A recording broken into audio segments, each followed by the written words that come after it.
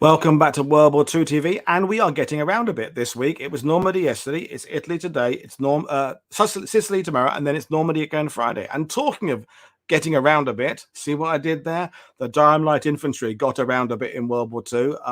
One of the regiments that seemed to be in the thick of every fighting everywhere.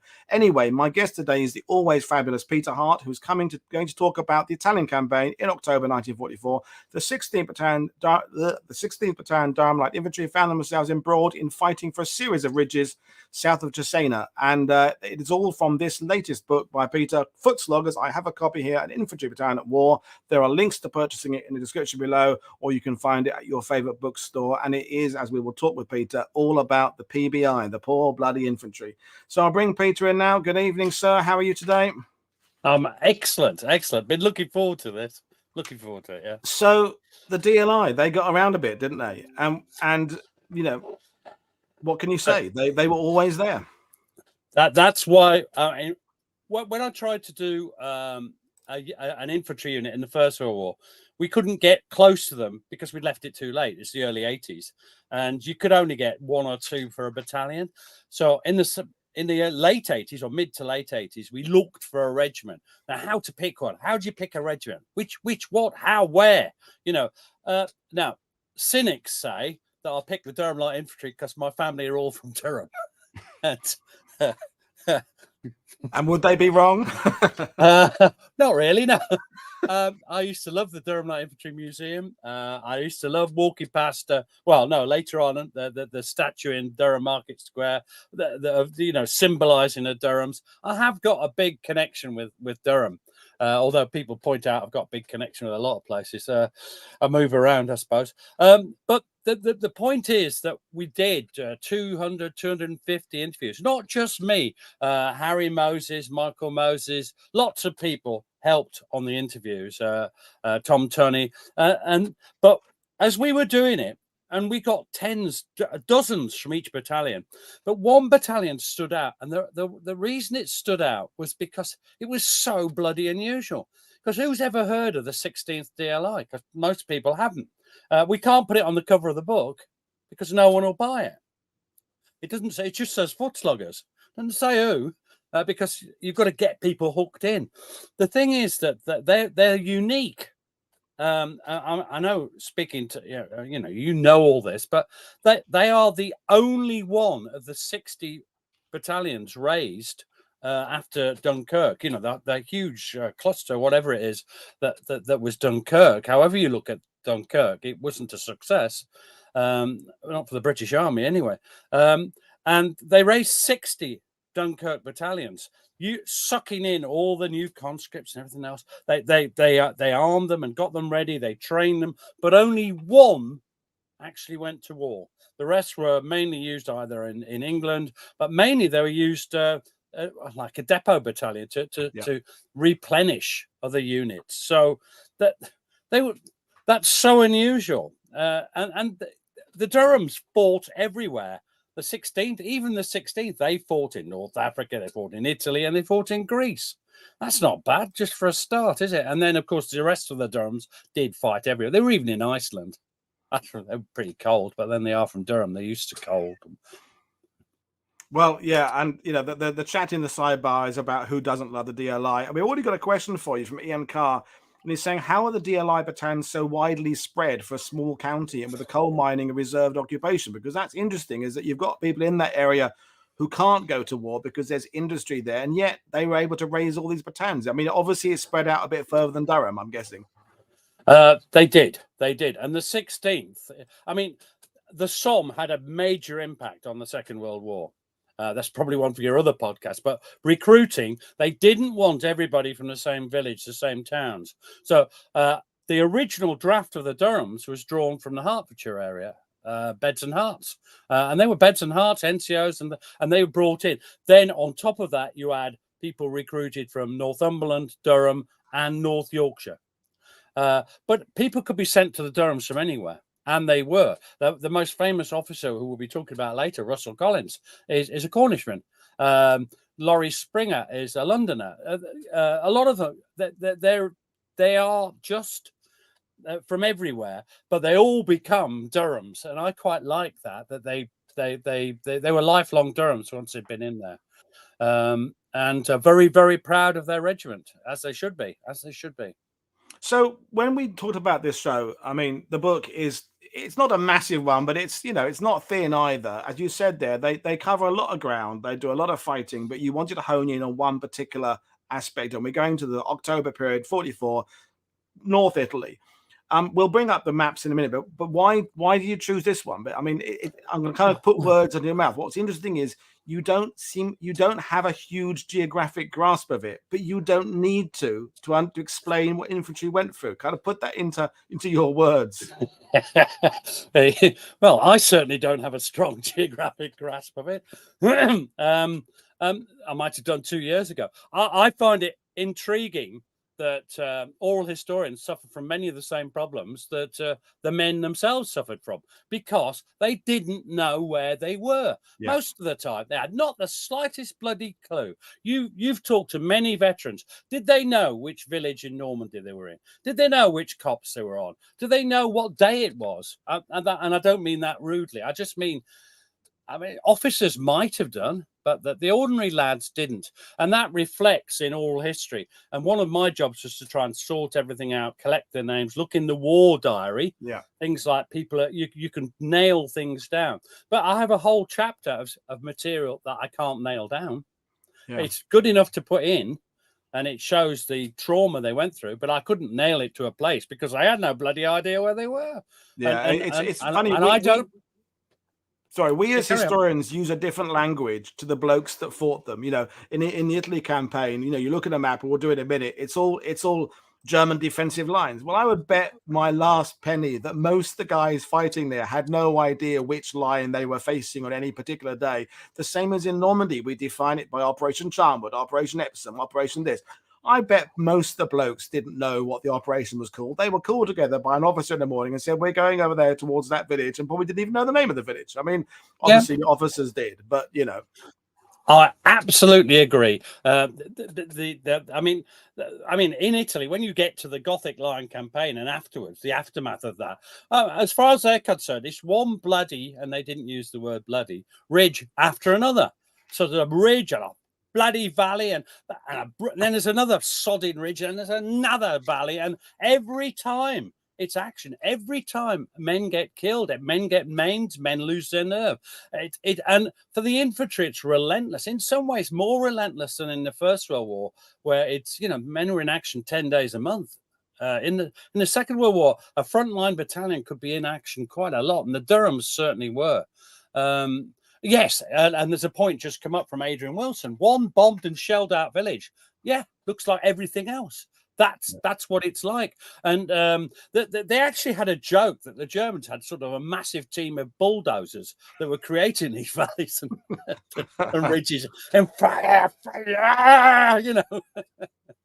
and they'd already I don't want to spend a lot of time with it, but the Durhams had already been in North Africa. They fought the Battle of Sejourne, where they were, and people use the word decimated wrongly. They weren't bloody decimated. They had about 60% casualties. They were slaughtered. Then they'd fought through Tunisia. Then they'd landed at Salerno. They bashed their way up the which coast is that? That's the west coast. Sorry. They bashed their way up the west coast. They'd had a tremendous battle at Monte Camino, not Casino, Camino. That's somewhere I'd love to visit. And then they had a bit of across the Garigliano, some more mountainous fighting. Then back, bit of time in the Middle East, and then into the Gothic Line. And then, as I said, valley after bloody valley after bloody valley after sodding ridge, never ending for those lads. Yeah. But that's where we're talking about. We'll go for a few in map. Basically, I put these maps together and we kind of zoom in closer and closer. So that's the bit I've circled with my very professional red oval there is where we are. And then there's a kind of a Google image there. So north of San Marino, that area there. And then we're talking about this area here, kind of not too far away from the coast there. And then as we move in, Cesena over the top left-hand corner, and these places down the bottom, we're talking about Balignano, aren't we? That's the little ridge or spur. Yeah, Balignano Spur, and this takes place on the thing always is the evening of the 10th of October, 1944, and it's just why have I picked this one? I picked this one because the all histories. Yeah, this is not the biggest battle they fought. What this is, though, is where we have a series of interlinking accounts that bring it to life. And make you realize just how bloody awful infantry fighting is. So let's set the scene. They've recently taken Montegallo Spur, which is, you can see Montegallo on your map. And surprise, yeah, another bloody ridge. And this time, they move up to the village La Crocetta. It doesn't make quite sense to me on the map, but it's moved a bit, I think. I think La Crocetta now was much more just to the right of Balignano. That La Crocetta, as I put it there, is kind of a modern industrially bit. So it's just to the right of Balignano, I think, is where it was at the time. But if there's anyone watching this who's an expert of this part of Italy and going, they've got it all wrong, I wouldn't be surprised if I had. But I've done my best. Well, and I want to make a general point about this, and this is good for battlefield guides, which we're both, although I'm only Gallipoli, really. If you don't visit the ground, and I haven't, you can't be that dogmatic looking at a map and a ridge and pictures of it about whether it's right or not, because you haven't been there. So if you want to understand a battle, go on a battlefield tour or go yourself. Anyway, they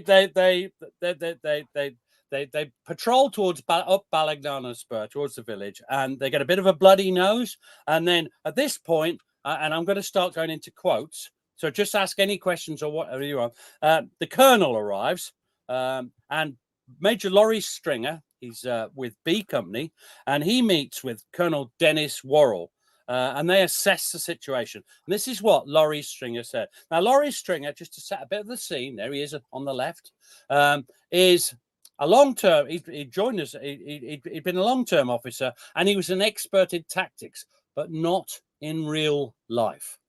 He'd fought at battle schools. He'd been a battlefield trainer, and this was the first real battle. Anyway, Colonel Dennis Worrell arrives and he assesses the situation. There he is on the right, big bloke, and he says this.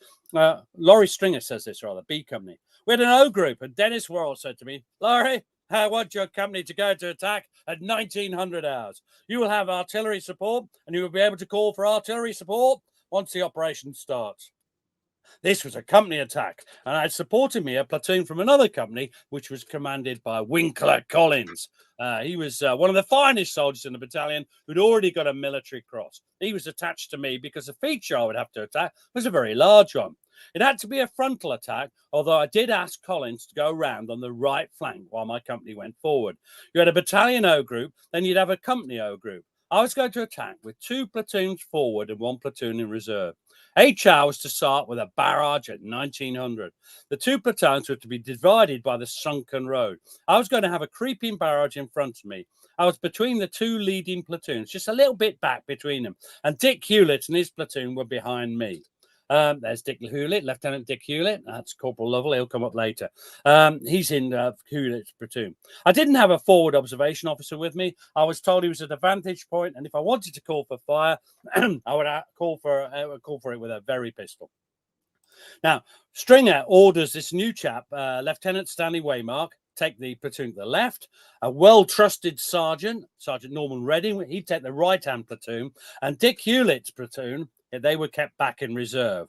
Now, Russell Collins, not happy. He's more experienced than Stringer. He thinks that he's been in action a lot recently. His platoon and him are starting to show wear and tear. He doesn't fancy anything about this assault, and he tries to get out of it, in fact, but they're ordered to do it. And this is the wonderful thing that comes up time and time again. They don't want to do it, but they do it because they have to do it, and this is what's so amazing about these men. His corporal, Harry Vick, he was knackered, but they both were going to do it again. They couldn't let the side down. Anyway, off they go, up Balignano Spur. And Major Laurie Stringer says this. At 1900, we fixed bayonets and started advancing. Winkler Collins, he'd call Winkler because he used to winkle out Jerry strong points. Went off round to the right. We started going up the hill behind the barrage. It was pretty colossal. There's a pretty heavy barrage. It was moving, and we got to within 20, 25 yards of it. On the way up the hill, we took quite a lot of German prisoners. They came out of their slit trenches with their hands up. I remember feeling, oh, well, that's not too bad. We took a substantial number of prisoners initially. They were an embarrassment because you've only got one objective, and that is to get to the top of the hill and deal with the opposition there. But they had to be dealt with. So I told 2 or 3 men from Hewlett's platoon to round up the prisoners and take them back, get them out of the way. We had to carry on the action. Now, they're going up the road. Now, the road's referred to as a sunken road in most accounts, and I have no idea if that's the right one, but it's roughly in the right place. And you could see the church that crops up later in the background there. Now, they're going up the hill. They moved some 400 yards up the hill, and the German resistance starts to increase. And Laurie Stringer, it's his first time in action, and he finds that he's so busy that he has no time to worry about himself. This is a constant refrain amongst officers and NCOs. He says this: we're under small arms fire and Nebelwerfers, terrifying high trajectory mortars, which the Germans had recently brought out. Not so recently then, but then they made a whizzing, terrifying noise, and their explosive fire was quite substantial. They were on the reverse slope, and they were coming right over. I say this with a very, very great humility. When you're leading men in action, you cease to be concerned about yourself. You're worried solely about your men. To say that I wasn't frightened would be an exaggeration. No human being would like to be in that set of circumstances.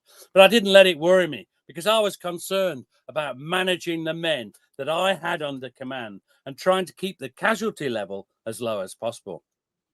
The job had to be done, and I was going to do it to the best of my ability. It looked to me that we were having success on the right-hand platoon. That was Sergeant Redding's platoon on the other side of the sunken road. Yet we were beginning to find the opposition stronger, and I called for more artillery fire with my varied pistol, firing the range-coloured berry lights. Quite a heavy crunch came down on the top of the objective. It was splendid. Now, meanwhile, Russell Collins is going around the flanking attack. So basically, whatever the maps say and whatever the pictures say, there is a road leading up the spur, straight up the spur, and it's a sunken road. And then to the right, Russell Collins is going to make a flanking attack coming out near the church. And no, from my understanding, it kind of goes somewhere kind of from bottom middle right to kind of top middle left. The little marking there is the church in the village. So I'm assuming, I mean, I can only get Google Earth images from the main roads. There are tracks and things that I couldn't get onto. So somewhere in the middle of that image there is where the guys are, I think. So Russell Collins on it. Now he's pissed off because he's been patrolling a lot. He's been busy. And now he's been sent to do this as the platoon. And as they used to say, why is it always us? This reminds me of my partner, Gary Bain, in the podcasts I do. And why is it me that has to do everything, he says? And Russell Collins, a little bit of a touch of the Gary Bains there. Anyway, he's pretty skeptical about Colonel Worrell's plan of attack, this straightforward push up the road. Lieutenant Russell Collins says this: a ghastly error was that frontal attack made on this spur. The company was set out in line to approach it on a broad front. It was a hopeless plan. It must have been the CO's plan. My platoon was put on the right flank. On the top of the crest was a church and all these buildings along the street to the left. We set off on the due signal and made our way forward and up, round to the right, heading towards the church. There was a tremendous lot of shooting in the central part of the attack, but there was no direct opposition where we were, which was obviously the better line of approach. We should have gone for an objective like that at one end and then swept through the village from one end to the other. Now, he's the experienced tactical, I mean, not from home training. This has been great. You know, he's been there since September 43 and that he's learned. Now, the main attack provides its own covering for them. It's worth remembering that because they're creating a hell of a lot of sound and fury going up the main road. But they're almost up to the village of Balignano on the ridge spur.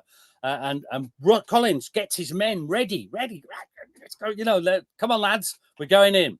And he says this: when we got to within about 50 yards of the church, I deployed some of the heavy weapons, the anti-tank projector, that's a Piat, because that's quite good to give covering fire against buildings and machine gun positions.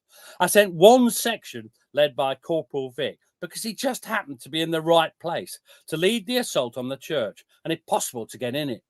Everything went well, exactly according to plan. We were ready to move forward. The poor chap, Corporal Vic, he got up there, and whether it was a stress or he just forgot his drill at that moment, instead of taking some precautions, a quick look round the door, throw a grenade in to establish whether there was somebody in there before you go in, he just walked in the church door. I could see him. They were waiting for him inside, and he was shot. That was the end of him. And in the book, I like to look up where they're buried and put the which cemetery they're in. Yeah. And he was just a knackered soldier who just for one mistake. And do you know what? How many mistakes are me and you allowed to make as historians? How many do you think? How many a day? And if you're a frontline infantry soldier, how many mistakes do you think you're allowed to make? Yeah, and exactly. One. And we don't tend to go without sleep for 3 or 4 nights in a row, or with not enough to eat, or with the stress of having seen our friend die the previous week, or the letters you're getting from home because your mum is in London being, still worried about V1s or whatever. All those levels of the Dear John letters, when the Dear John letters, yeah, or your wife has strayed away. No, by the way, I don't blame them too much as well. The war's going on for years. Remember what you were like at 18? Yeah. 19, 20. You're not exactly a moral beacon, are we? So that's what I mean. Just one mistake for this poor sod. I think that's tragic. Anyway, the main defensive fire. So he's got to the church and it's trying to occupy that end of the village. Is that the church there on the right? I can't tell. This is kind of in. Yeah, I couldn't get any photos on Google Earth right near the church because it was a modern buildings and it was all lampposts in the way. I couldn't get anything. But yeah, roughly. Okay. Yeah, no man. Well, I think this is a great example of a historian, me, making mistakes. There you go. They're not fatal, are they? Now, the main German fire is concentrated on B Company. They're struggling up the hill. Laurie Stringer, B Company, a bit of a progress report. I couldn't see what Collins was doing. There was a lot of heavy undergrowth, and he was well away at the church end of the spur. Mine was more open. There were haystacks. I got up to them. I saw some Germans go into the haystacks, and I fired into them. We made progress, and I was feeling reasonably happy. Then, from the left-hand platoon, one of Waymark's men came up to me and said, "Mr. Waymark has been hit, sir. Carry on, carry on. You can't do anything about it." Seeing success on the right, I thought, now, one of the principles of war is that you reinforce success when you can and not failure. Well, this is a time when I ought to launch my reserve platoon to support Sergeant Reddy, who'd made some initial progress on the right-hand side of the road. So I got a message to Dick Hewlett. Remember, he was a reserve platoon, and he went into action on the right-hand side. Now, what's interesting is not everything that Stringer remembers, not everything that Dick Hewlett remembers is entirely consistent. Yeah, of course. And they're recorded 60 years later. And or 50 years later. Oh, I can't work it out. But what it is close enough to get the feeling. Richard Hewlett remembers it slightly differently. And he said it doesn't disturb the trajectory of what happens, but it is different. He says this. There's a machine gun There's a machine gun firing towards us from over on the right. Laurie Stringer said, "For God's sake, take your men and go and silence that machine gun." He must have gone on, still on the track as far as I knew. We had to climb up out of the sunken road onto the hill. We were all running, hopefully in the right direction, perhaps slightly more to the right than we should have been. There didn't seem to be any way one could approach it absolutely direct. The only cover of any sort was on the right.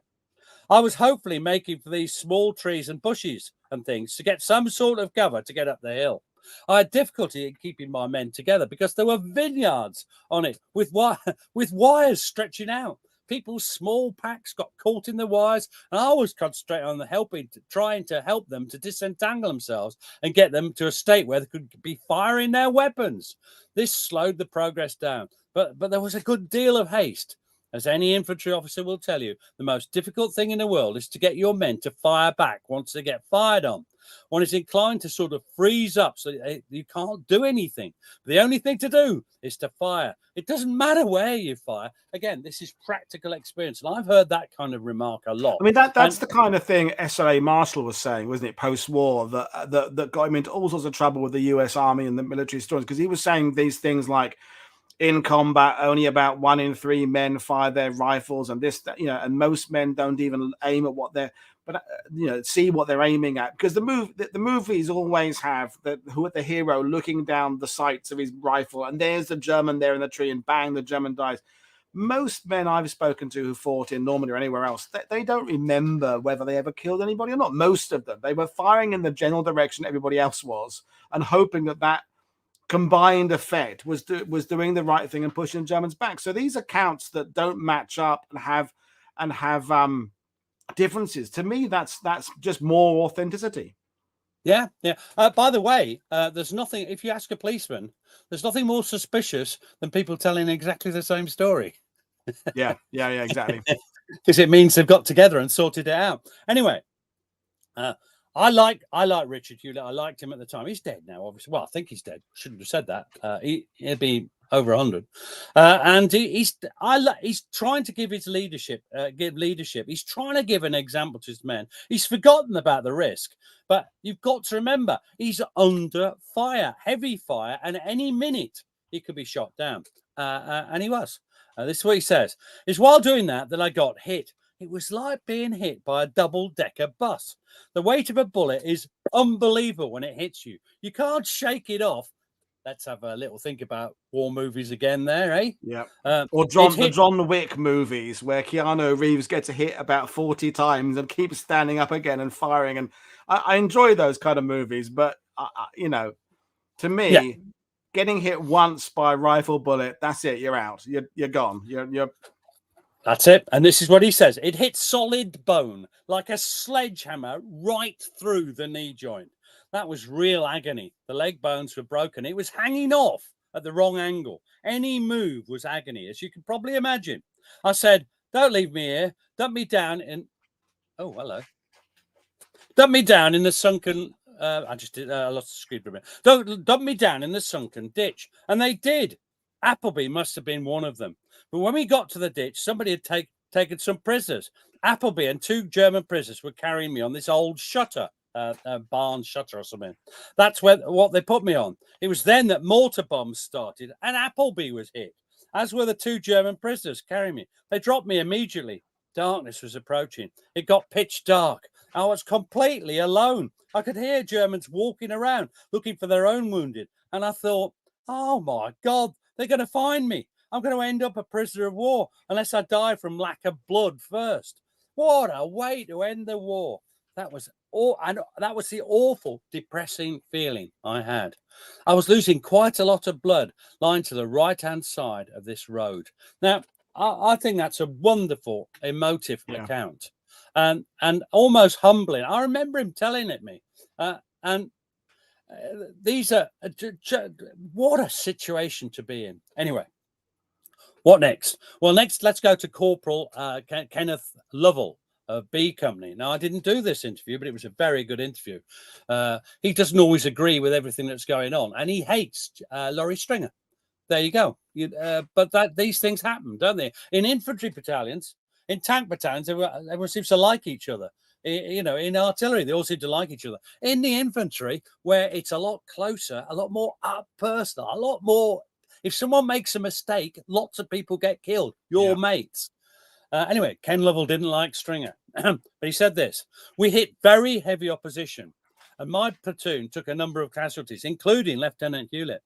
Another officer told me to take the remainder of the platoon to the other side of the sunken road and try and work round from there. I led the chaps to go across the sunken road, and I jumped down straight into a trench with 3 Germans in it. They got their hands up before I got mine up. So I took 3 prisoners." Now, again, and I've heard that story a few times.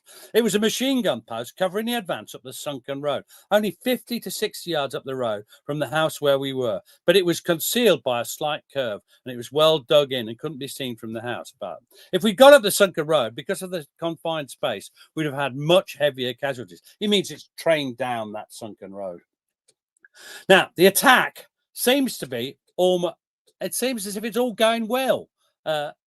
But it's not really, Woody. Just as they seem to have got to the summit of Balignano Ridge or Spur. Guess what the Germans do? They counterattack. This is Not a surprise. And Laurie Stringer says this. By this time, we got fairly close to the crest of this feature, within 50 yards of the crest, when the enemy counterattacked from the reverse slope and from the left-hand side of the feature. They had a machine gun firing in enfilade. I was beginning to take a lot of casualties, and the situation was beginning to look serious. The whole advance had been stopped, and we were beginning to fall back. I could see we were having heavy casualties, so I gave the order to withdraw. To describe that situation now in cold blood is very difficult. It was pretty chaotic. I'd actually got up to the top of the feature, and then I came back down the sunken road.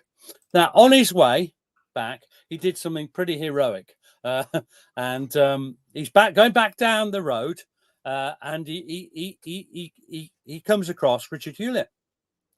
And there's two accounts of this, one from Stringer, one from Hewlett. Stringer says this, Laurie Stringer says this. Some way down, I almost kicked someone. I saw that it was Dick Hewlett. I stopped, and I could see that part of his leg had been shot away.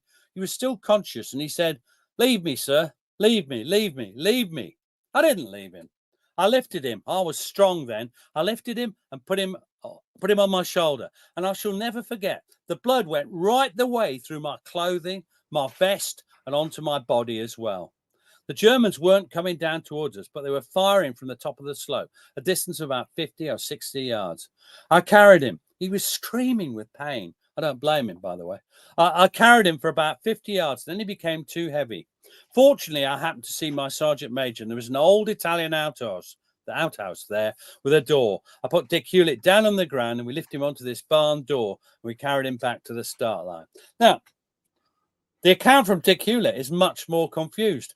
My bloody account would be a lot more confused if someone had shot my leg to bits and I'd been left on a battlefield and I was in screaming agony and I didn't know what's happening. This is what Hewlett said. I don't know how long it was before Major Stringer and Company Sergeant Major Clark came up. I might well have been unconscious. I can't remember if I said, "Leave me." That's because I asked him if he'd said it. Shock, I suppose. I must have been mad if I said that. There you go. No, they had difficulty in carrying me because I was in such agony with the movement, any movement of my leg. They decided to tie my legs together with my own bootlaces, which was a very good idea because it kept the whole thing more or less solid. The only thing I remember then is getting to a regimental aid post where I was lying on a stretcher. With the best intentions in the world, Padre Meek then poured scalding hot tea all over me. As a blessing and a comfort. It was too hot. I couldn't swallow, and it went all down my front. And that's oral history for you. What does he remember about being wounded? Well, he particularly remembers that the meek and mild Padre Meek poured a cup of boiling hot tea all over him just to add to the bullet through the knee. And for me, that brings the mixture of pathos, humor, tragedy, and courage being shown by lots of people. He'd got a fractured femur and kneecap. He had several operations. He had blood transfusions. And then guess what he got? Have a guess what he got. Frontline soldier. Dysentery. Dysentery. Oh, God. Yeah. That's why battle dress is brown, folks. Can you actually imagine having your knee in that state and then having dysentery? Not upset tummy. Not a curry. Yeah. And 6 full pints. blown. Yeah. Medical dysentery. Yeah. His weight dropped from 12 stone, which means he's pretty thin, and you can see that picture. He's a thin guy. He dropped to 7 stone. He was evacuated back to the UK, and he was in hospital for the rest of the war. That's his war. His war was over, as the Germans would undoubtedly said if he'd been taken prisoner. Now, up on the right, Russell Collins, he's still in the church, up in near the area of the church. And it becomes obvious to him that the main attack has failed. He says this, there we were at the church. We hadn't actually taken it. Remember, Vic was shot trying to get in it. I had to think of what to do. Suddenly, I became aware that everything was very quiet. I listened and looked to my left. I couldn't see anything. I had no message over the blower. The wirelesses, those 88 sets, are useless. But it became apparent that the company had withdrawn. That's B Company. Aborted the attack and all the rest gone home. I'd got no message, and there I was with my solitary platoon on the edge of the village. We returned to the start line when we realized we were alone in the battle. There's no, that's when he was a young kid. He was only about 20, 21. And that's the right decision he took there. No heroism. He'd shown plenty of heroism, but there's no point in sacrificing your platoon when you can't hold a village against a thorough counterattack. You haven't even taken it. Now, this attack, one of the reasons I find it so interesting is the people involved are very intelligent. So you've got Laurie Stringer, who I liked. He was in Chislehurst when I interviewed him. And he wrote the Durham Light Infantry 16th Battalion history. You know, he was only there in the last year or so, but he wrote it. Now, this is what he said. And he was a theoretical tactical expert. And he'd been ordered to carry out an unsubtle frontal assault by his colonel, Colonel Worrell. Stringer says this: my company had been cut about quite a lot. 20 or 30 wounded, 8 or 9 killed. Sergeant Redding died. Sergeant Waymart was killed. Dick Hewlett was wounded. Collins actually got up into the church area. They eventually had to retire as well because of this German counterattack. I think Russell thinks that if we'd handled it better, we might have got the feature that first time. He thinks we might have done the whole operation as a right flanking attack rather than attacking from the front. Then we might have had a greater degree of success. And he might well be right. I was very depressed, but I didn't let it influence my outward attitude too much because I was still in control of these men. I had to get them together again. I had to get them ready for the next battle. Now, to me, that is an intelligent officer thinking about what's happened. He knows it's gone badly. But also, do you know what? The Battle of Cessna, the taking of Cessna's coming up. Next thing on the map, isn't it, that you put up before? It's just one instant. And do you know what happened next day? Can you guess what happened the next day? As the rest of the British Army? No, yes. The Germans, that night, the Germans retire. And in front of them, there's just another bloody ridge, another thing. There are too many ridges. I mean, there's battle I haven't even covered in the book, all of them. But this one I felt was such a dramatic thing. And perhaps we could talk about what you think about what you've heard there, because you know. Well, definitely. I mean, and the viewers have got questions as well because right at the beginning when you said that the briefing there, Stringer got the briefing. You know, he can call in artillery. So people are asking, was there no smoke cover for this? Was there no mortar support? Well, I was going to ask you before that, in fact, what was the time scale we're talking from the point there where Collins kind of goes back to the start line? What time do you think has elapsed in that? An hour or two, or less? No, not much time at all. We're I don't know. I haven't got the war diary to hand. We're talking a matter of an hour and the whole thing. That they go up the ridge. It's not that far, and then they come back down. So it's not a long operation. It is dark. I don't know if smoke was included in the artillery bombardment. They did used to use smoke a lot, but the mortars would often fire that, and the mortars didn't appear in the annex. You know, this is the point. But with oral history, is your story is guided by the people's accounts, and sometimes I remember I used to this. Gary calls me something. Can't remember what he calls me now. Let's not say it's public TV, but yeah. But easily distracted Pete is what he calls me. But I remember the first few interviews I did on the Great War, I forgot to ask them about gas. So guess what we got about gas? And the answer is nothing. And sometimes that's one of the things you have to be careful with oral history. So I haven't asked about smoke. I haven't asked Stringer, and I haven't asked So there you go. And whoever at the end of the day, this, you know, we're talking about this part of the war. There are armies moving through Italy, and we've broken it down to, you know, bits of a company or two. So yeah, so it's hard to put this into the context of a much larger campaign. And people are saying it seems kind of hastily put together, but also the fact that they've been ridge after ridge after ridge, fatigue, a sense of just repetition, and as you say, mistakes set in, a bit of complacency sets in, not enough thoroughness in getting the O group sorted out before you go in, and then you get this kind of catalogue of bits of bad luck, and then the Germans counterattack, just to add a bit of drama to it all. It's just what it is. You don't have a lot of time because you're being ordered. There's an attack earlier where a chap I interviewed called Major Hay, Alan Hay, and he was ordered by Colonel Worrell to attack this objective. And he said, "What support do I have? Do I have tanks? Do I have artillery? Do I have anything?" And he said, "You haven't got anything." And Alan, they were slaughtered. Alan Hay never ever forgave Worrell. In the interview, he was vituperative about him. He blamed him entirely.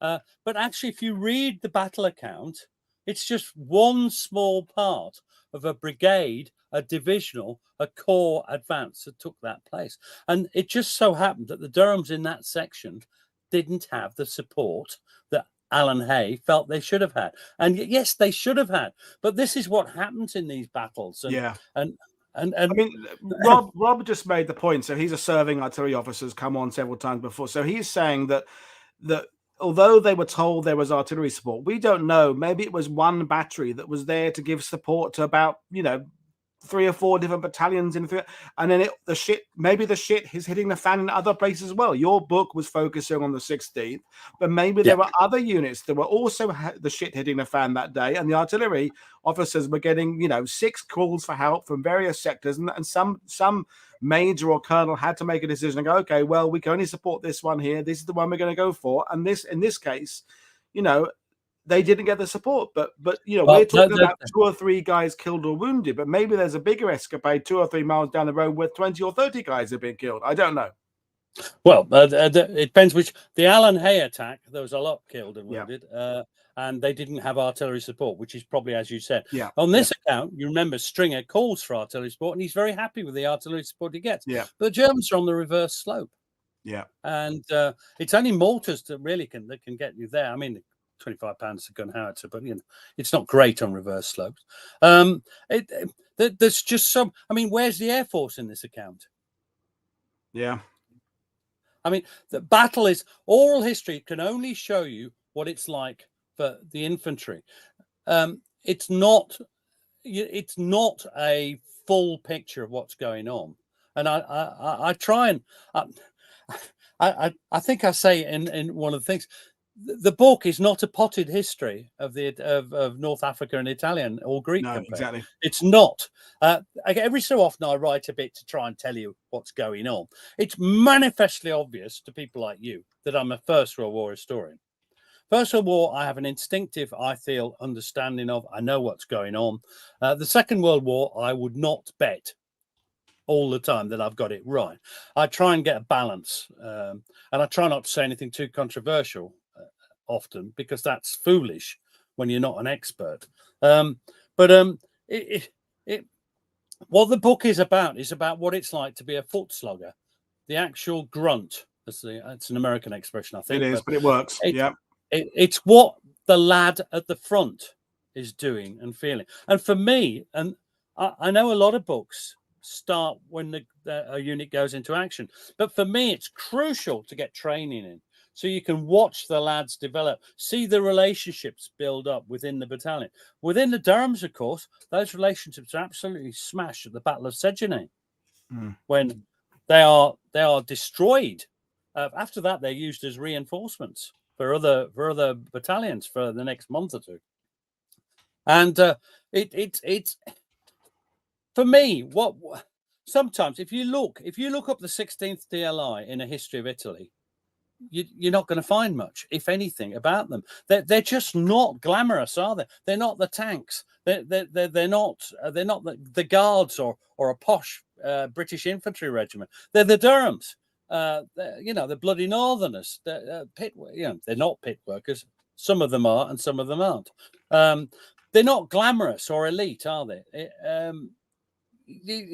But for me, I mean, when I was researching that, I couldn't even find any other accounts online about Balignano. The Balignano Spur does not appear on Google searches. There is nothing else on it. It's you. You are the only source of this. And Laurie Stringer's book and Laurie Stringer's account. So what we're getting is like those rods they push down through the ice to say all the ice age is in the air. We're getting a narrow view of one time. tiny amount of people's involved, and we're just being reminded that Operation Olive, which is the greater push for it's 1,200,000 guys are involved in this on a wider level, and you brought it down to about a dozen that we've talked about in any kind of detail, and yet the book's got more. Sorry. The book's got more. The book's got more. We're focusing on one small battle, but that the account of the blood of the wounded guy's blood seeping through the guy who's carrying his battle dress and his vest to his skin, that conveys more about the reality of what it is being in infantry than actually placing ourselves on map and going, were they moving up this contour line towards this ridge, or were they moving over there to it? In a sense, that doesn't matter. Yeah, for me, the ordinary infantry battalions, like the 16th DLR, they're just the bread and butter of the British Army in the Second World War.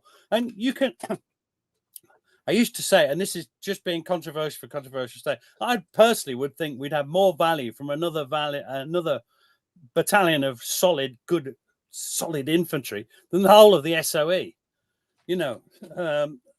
And I know that's just being troublesome, but some of these elite units and these secret buzzy things, they're not doing as much as the grunts, the lads who just have to keep on doing it. And at the end of the Italian campaign, just before they're taken to Greece, where they have to sort out Elas and the other mob, Russell Collins, the absolute hero for a year, says, I don't think I can lead the men from the front. He'd always led from the front. He'd always gone over first. And he sent his sergeant over, and then he said he was nearly shot by one of his own men. and that's there he is. There's a very young lad. But even, and I think that the whole issue of morale is interesting, and through the book, A Footslogger, you can watch individuals gradually start to lose their nerve. There used to be an old, it's a cliche that you have a well of courage with only so much courage in it, and if you take too much out of it, you'll run out of water. A bit like the London Artesian Wells.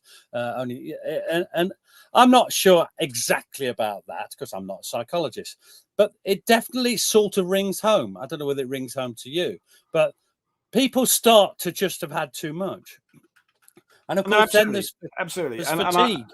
And bringing it back to what you said about the buzzy things not winning wars, that's one of the things when we do have shows about the SAS, the SOE, and Alamo Scouts, and we've done a lot of those on the channel. Yeah. Measuring sometimes what these units achieved is really hard because you have to start plucking things out like the public opinion back home, the Germans having a general fear of being attacked behind their lines, all those kind of which are important and significant. They are. Yeah. But yet, until every single village in Italy has had boots on the ground through it, the war isn't over there. The same applying to Normandy and Greece and everywhere else the poor bloody infantry fought in World War II. So that where it means, as you said, you just need these thousands of battalions of blokes wearing brown, led by very similar people with very similar people in them, doing a very similar job day to day, except as they do that job, men are being killed and wounded and maimed for life every single day. But they don't often include exciting gadgets or wondrous technology that comes in to save the day, or at the end of Saving Private Ryan, where P-51 Mustang comes in and blows out the Tiger tank just in the nick of time. Those things don't happen. The infantry have to just keep on going through. And we've got lots of fans of the PBI in the sidebar tonight, and I think they're all echoing what you're saying. Well, is that we don't talk about these guys. I don't underestimate. The mass bombers of the RAF can be crucial. They can. Yeah. They prepare the way. The Royal Artillery, I get South Mozzazars. I think I've done one on them. They're fantastic. The Royal Artillery pounds the Germans into submission. Once we've learned how to use them, concentrate the aggros and the rest of it. The last couple of years of war, they're fantastic. The armoured regiments. And again, I've done an armoured regiment, the 554 fires, as I call them. They smash through gaps in the lines. But what you said, who in the end, can tanks hold ground? Can they? Can they, Woody? No. Can they bugger No. it? Can the Royal Artillery hold ground? Well, they can make it bloody difficult for the Germans to get somewhere. Can they hold ground there? No, they can't.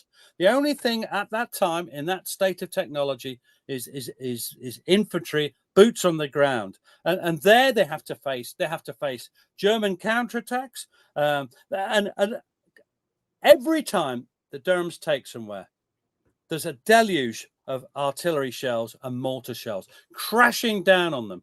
They're attacked from the air, not a lot, because we have control of the air. There's the odd German tank, but again, they're not so many of them by then.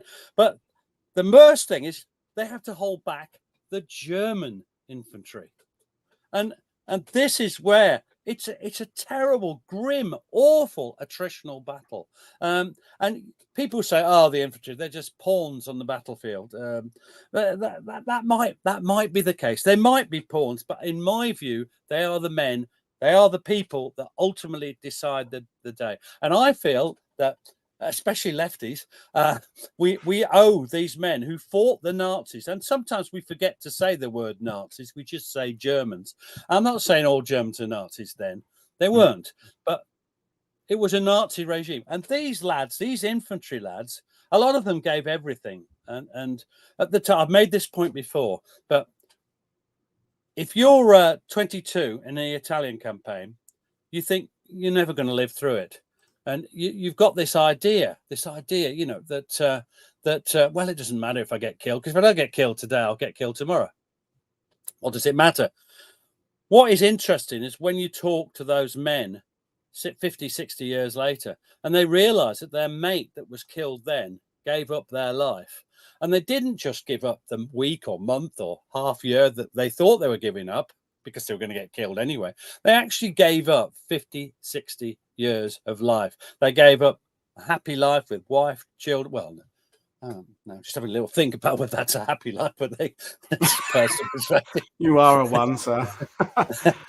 But they gave up everything. They gave up all those days in the pub. They gave up everything. And that's, if you listen to veterans, they always talk about the ones who didn't make it. About their lives are just cut short in a way that seemed at the time what happened. But now you go to those graveyards. The last Durham ones I went was in Sicily, and you stand there and you just think, wow, all those people from Durham, you know, and other counties. And I also estimate, I'm not saying the Durhams are better. I'm just saying they are a typical battalion, and all the better and all the more interesting for that. Yeah. I mean, going back to people are asking you about whether you had any kind of collective experiences with these guys, whether they kind of gave you a similar idea of things. I'm guessing mostly no, because they're all individuals. You said yourself they're from Yorkshire, Cornwall, you know.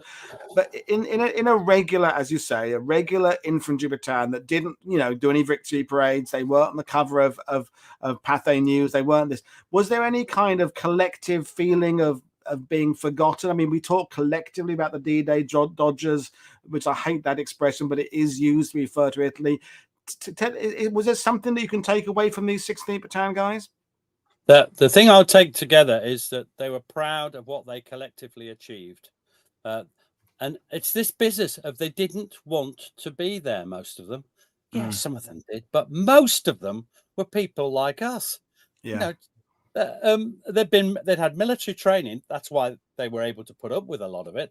But they are just ordinary blokes, and they're proud of their. One of the greatest insults about First World War veterans is to say they're helpless victims. They were proud of their performance. They were proud of their military training, of what they had achieved in their part in defeating Nazi Germany. Yes, they reconciled to the Germans after the war, quite rightly so, because they were different Germans 50 years later. But they're just amazing men. They were very proud, and wherever they came from, Russell Collins from Cornwall, Laurie Stringer from London, all the Beds and Hearts lads, they were all proud. And the 16th DLI Association ran right up until, well, about 2000. You know, then people started, but there were very few of them. And they're just amazing. I'm sort of I was so lucky to meet them. The book, I ought to say this. I apologise for the overuse of officers in this particular segment. In actual fact, in the book, it's mainly normal soldiers and NCOs. The officers are there, of course they are. But this particular story was best told by the people who vaguely knew what was happening. And of course, poor old Hewlett. What happened to him was remarkable.